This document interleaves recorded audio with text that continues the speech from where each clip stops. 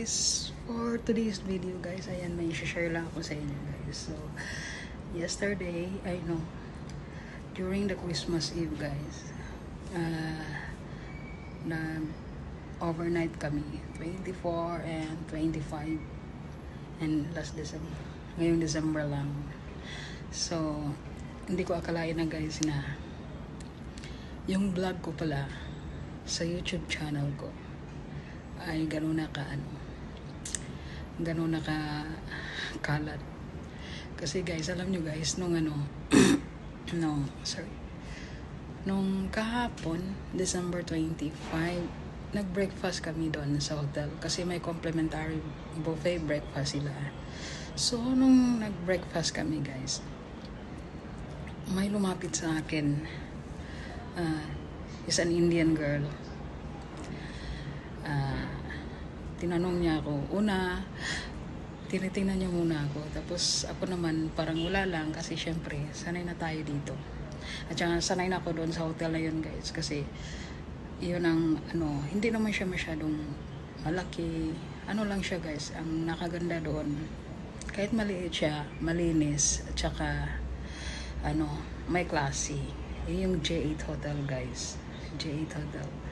Tapos may every morning may talaga sila, may buffet breakfast. So unlimited to eat yun guys. Kung anong kakainin mo, pwede as long as mabusog ka. So may isang Indian girl na lumapit sa akin. Sabi niya, "Excuse me." I said, "Yes." "You're in YouTube, right?" I said, "Yes." I said, "You're a blogger, right?" I say, "Something like that." Then she say, "Oh, because you know why I'm here in J8 Hotel? Because I learned from your blog. So I saw your blog on the YouTube, like the J8 Hotel. You make a blog for the J8 Hotel. Then after that, I faster to find this hotel. So I found you. I cannot imagine that I meet you here." Ayun guys, parang hello, parang na-impress ako. So, di ba? Hindi mo akalain na gano'n na palang inabot ng ng videos mo sa channel mo. So, ayun na guys, sinabi ko nga kay Shell. So, yung yung video ko, umabot na siya ng 6,000 views guys. Hindi ko nakalakain na ganun. Yun na nga, hindi ko akalain na ganun na pala kakalat ang video ko. O diba? So parang na-impress lang ako doon guys sa sa sinabi ng babae na nang dahil daw sa vlog ko, natagpuan niya ang J8 Hotel. So diba? So ayun, sabi niya, "Ay, nice meeting you." So I'm not expecting I meet you here. Oh my God. Yung sinabi ko din. Kasi si kumukuha ng food. Si Jowa kumukuha ng food. Yun dear. Sabi ko, nakita niya daw yung vlog ko. That's why she booked this hotel. Kasi really, So,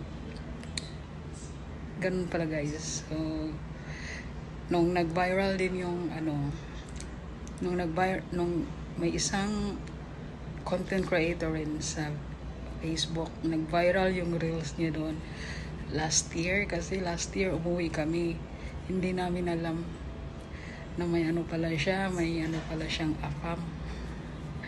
So nung pag-landing namin ng Dumaguete guys, Cebulan Airport, nakuha na ng video yung AFAM. So bali ang nakasabay ng AFAM, ako at saka yung si Jowa, si Shell. So nung nakita namin ng video, ang dami nagme-message na kita nilang video, daming message, "Uy, nakita ka namin sa reels, ganito, ganyan." Alam niyo yung pag-check ko sa niya, account niya, kasi pinasa nila ang dami Canlaonians, mga friend ko dito. Grabe, umabot ng 3 million. Hanggang ngayon is 6.5 million views siya guys. Ayun, at saka yun na yung ano, na-unlock niya rin yung in-stream ads niya, yung ano na yun. So, nag-message na ano, na-recognize niya ako na ako yun. So, ayun, parang naging close kami. Even here in Singapore yan, guys, nakikita nila, sabi, uy, ikaw yung nakita namin sa video. Sabi nga, si Kuong ano, nakarating pala dito. Grabe, ganun talaga kalupit ang social media, guys, ang platform. So, I'm so grateful. Like, kahit minsan ganyan lang pala kung saan na nakakaabot. So, that's for today, guys. And thank you for watching, guys. And bye! Follow for more, guys. And more videos.